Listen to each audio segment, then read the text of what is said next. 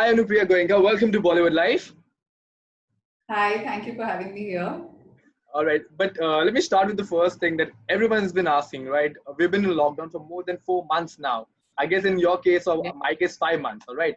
So tell me how important this lockdown period has been in your life and what's going to affect you, like how it's going to affect you later. What do you think about I think it's been very important in the sense that, just for the realization that life is so fickle and that anything is possible under the sun. Like maybe even in February, had someone told us that there'll be a lockdown of 4 months and everything is going to come to standstill. And what I found the most fascinating was that the entire world at one point was at a standstill, was shut down, not just a country or a small province or a city, the entire world together. So yeah, I mean, it's just that thing that whatever we are chasing, whatever we are running after, all those sort of thoughts started, coming in, and there was so much time to introspect that? Right. that what is really important. Finally, it is moment to moment happiness, right? Hmm. And and yes, it's been a trying time also because there's been so much uncertainty and there's been so much misery around, fear as well, Hmm. not knowing when are things going to go back to normal, how life is going to pan out henceforth. Hmm. So, but at the same point in time, you have enough time to even think about these things. Correct. So, so it's been a sort of a journey where, like, I had a habit of running away from the very troublesome questions, Hmm. and I just keep indulging myself in work and the basic requirements and run pillar to post and not really digging deep into one's fears or Hmm. wants or desires, answering the existential questions per se. Right. So, but then now this time I have at least tried to face them more seriously and more courageously, and hopefully I just hope that once we get back to work, all of us, certain learnings, experiences during these last 4 months stay with us. Hmm. I hope we don't shed it all and just go back to the way things were earlier. Right. But that is something we Right. will see once we get back. But yeah, I think so. Once we get out of the lockdown, people are going to be more humble. People are going to be more loving towards I nature. hope I'm hoping on that. So I'm being like positive right now. so That am once we get I. So am I. But the funny thing is that all of us are equally responsible. It's right. not just we keep saying that people would be. The idea is that we would be more humble and compassionate. Hmm. It's that when each one of us start reminding ourselves, I think that's when things will start changing, rather than Superbly said. expecting it from the other person. Superbly said. Well said. Well said. So let's talk about something exciting that happened during the lockdown. It's Asura, right? The people have been talking about it, and it's one of the top 10 series right now to watch on any OTT platforms. The Yeah. appreciation is so good. People are loving the show. Tell me, how's been the response so far for you, especially? How are people responding to you? Very nice, actually. It was quite surprising because we were, Asur was sort of a gamble because something like that had never been served to the Indian audience, which was a psychological thriller amalgamated so much with mythology, and we were really digging deep into that aspect. So we did not know whether which kind of audience, just the niche audience, or even the tier two, tier three city audiences were really, take it in, would really take it in, but they did. I mean, the response has been from all angles, and it just released right before the lockdown, actually.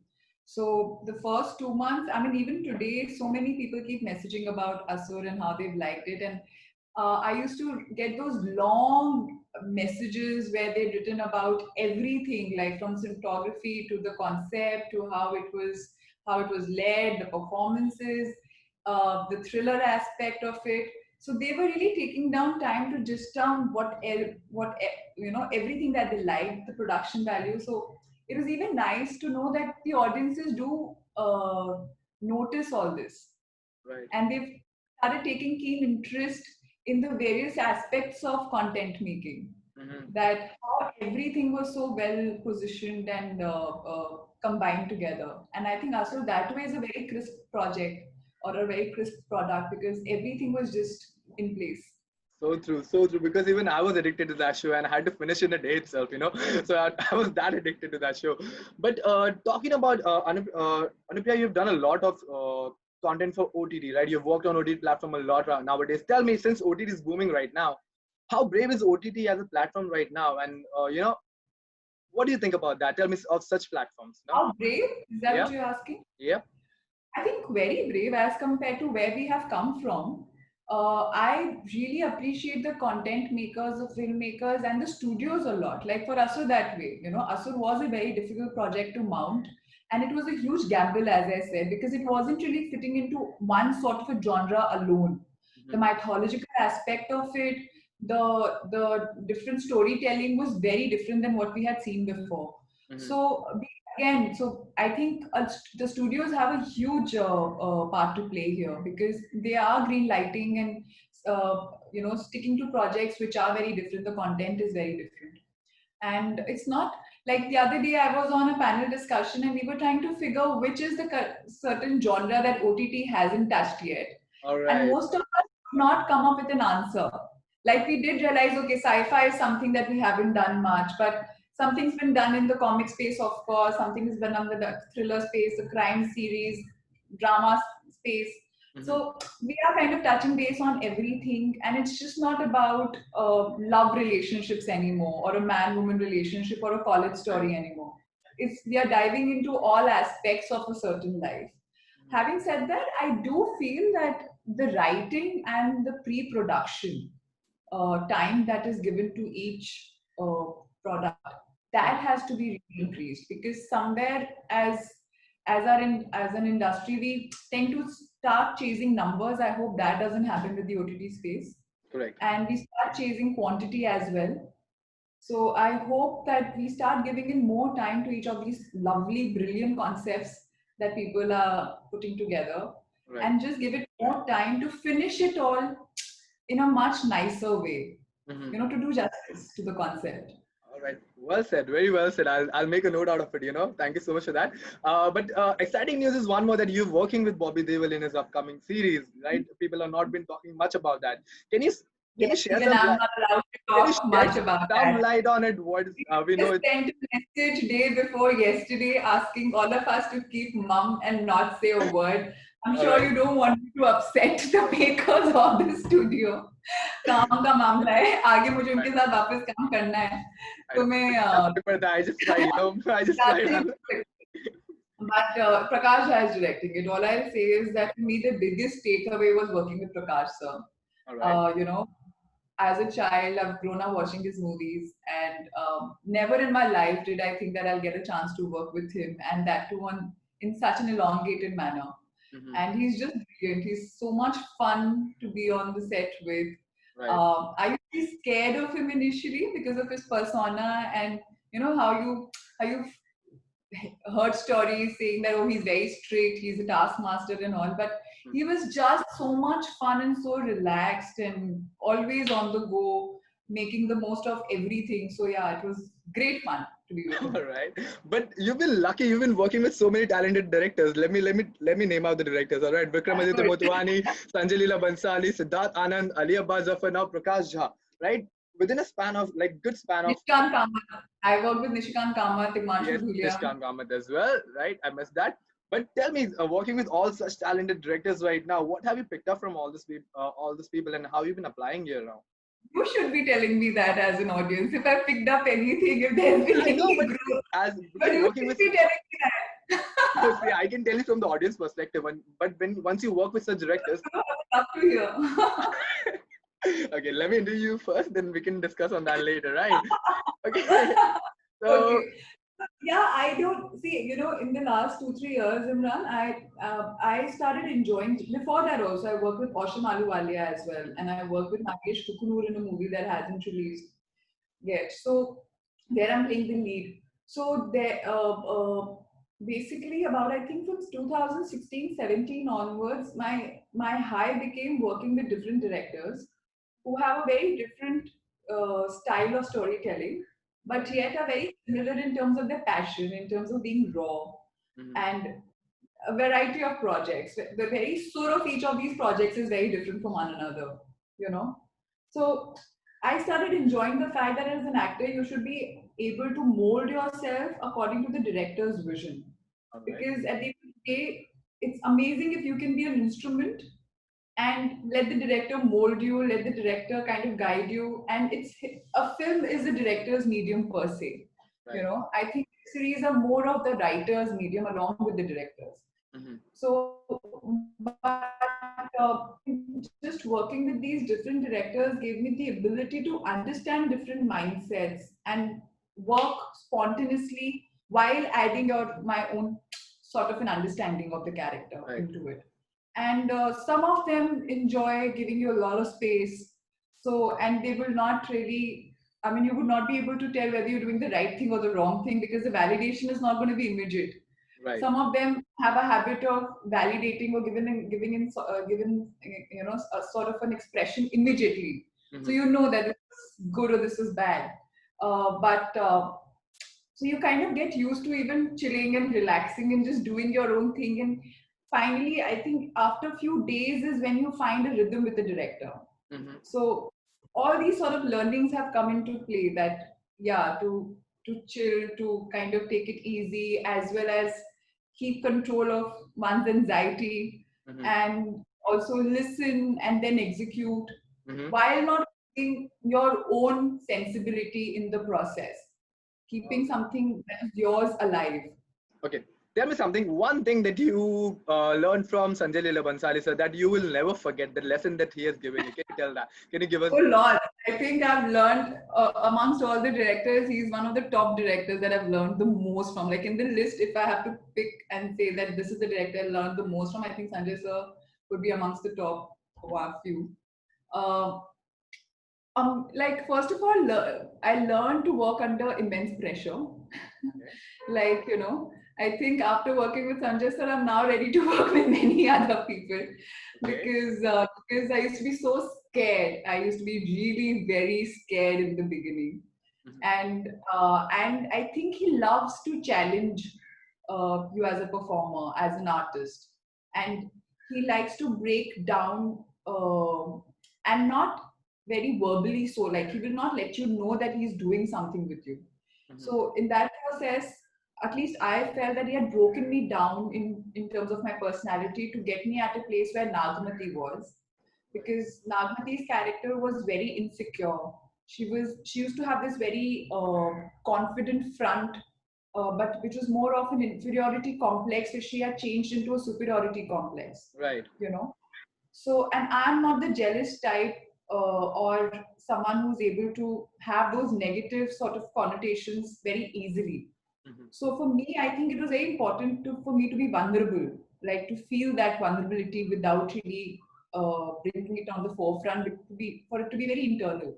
Right. And yet, like his school of acting is very different. You know, you get to play with rhythm, you get to play with beats. The way you walk is also sort of a fluid thing, and Wow. then you're combining your dialogue with it, the way you're playing with the camera. So anybody, I think my respect for Deepika and Aishwarya and Madhuri and whosoever have done like full-fledged lead roles with him went like skyrocketing high because there is so much that one gets to play with and also learn. So yeah, I mean, I think his working on his project can with him can really teach you lots as a person, as a performer, both ways. Well said, very well said. Yeah, thank you so much for those insights. So what I'm gonna ask you next is like, Anupriya, see, since you've been in the industry for a very long time, you've been blessed with working with so many directors, right now. But the situation in the industry right now is we are divided, with the insider and outsider debate that's going on. We know what's happening in the industry, but people looking from the outside are still confused at what is happening in the industry. And so my question to you is like, where do you stand on this insider and outsider debate and the existing power structure that we have in Bollywood right now? Yeah, first of all, I feel that nepotism does exist. There Yep. is favoritism. Mhm. But having said that, this is the best time for an actor in the Indian industry as compared to before. You Mhm. know, 10 years ago, the actors who had come as outsiders did not have the same sort of opportunities as we have today. Content has become quite important because of which talent is being appreciated. They need a certain amount of talent to perform those kind of roles in the content that they are making now, right? So, and opportunities are there. Yes, we as outsiders who don't have a backing, who don't know how to start and how to function, and don't have the support system, well, be it in terms of guidance or monies or contacts, all of that, of course, take far longer to reach anywhere. You Right. know, I feel that the star kids are stars before they become actors, Right. and we have to prove ourselves as actors again and again and again and again before we see any sort of stardom, if at all. You Mhm. know, so that kind of disparity is there, but then that favoritism or nepotism exists in every industry, That's true. be it film, be it business or be it any other profession per se. The parent is always going to give a footing to their children. Right. You know, so that's not as if it's only visible here. And I feel that the only way to really do anything about the situation or to make it a level playing field is that people just aim for talent. Like, be it a star kid or be it an outsider, talent needs to be promoted. Whatever job is being offered to anybody Mhm. in the whole process of filmmaking, be it as a cinematographer, actor, writer, director, whosoever, Right. they need to be talented for that job enough already. Not that you're given a platform and different projects first, where then you reach a place where you hone your talent while performing on the job. Right. So basic reason that if Alia and Ranbir, I feel they're great finds. We are as outsiders very proud of them. At the same point in time, there are enough outsiders like Rajkumar, Correct. Kapna, Ayushman. or Ayushman. Like, there's so many of them now. Yeah, I think it's a very divided sort of a thing. There are as many outsiders who've made their mark as there are insiders today. Right. But yeah, of course, the disparity will remain. But as long as every one of us are very careful and conscious of at least giving the job to talented people and honing that talent. And plus, more than anything, I think the most important responsibility lies in the hands of the audience and the media. Correct. If you really want to see a difference, please go ahead and start watching the movies which are supported by outsiders or spearheaded by outsiders. Mhm. But it's a business at the end of the day. If Correct. the filmmakers see that the outsiders or somebody who's new, on the basis of the talent the movie is doing exponentially well, why wouldn't they make that kind of content? And why wouldn't they support an outsider? Right. You know? So I think it's so much in the hands of the audience more than any one of us here. In the film fraternity also. True. Well said. Very well said. I was listening to your talk and I was just reading my mind. Yeah, people are equally important. Be it audience, be it media, be it people in the industry. We all have to Even come media together for and that help matter. each other out It's like about that. how much, even media for that matter, how much of a mileage are you giving to somebody who's a new talent? And of course, after seeing their work a little bit, I'm not saying that you start singing praises from the very beginning, but if you see and you spot someone who has a good potential, then support them. Give them that mileage. So thank you so much for chatting with me. By the way, thank you so much, Anupriya, for giving your time. I'll see you soon when the lockdown is over and we can do this in person. Best of luck, Yes, and be I'll see you. nice. Take care of yourself and be safe.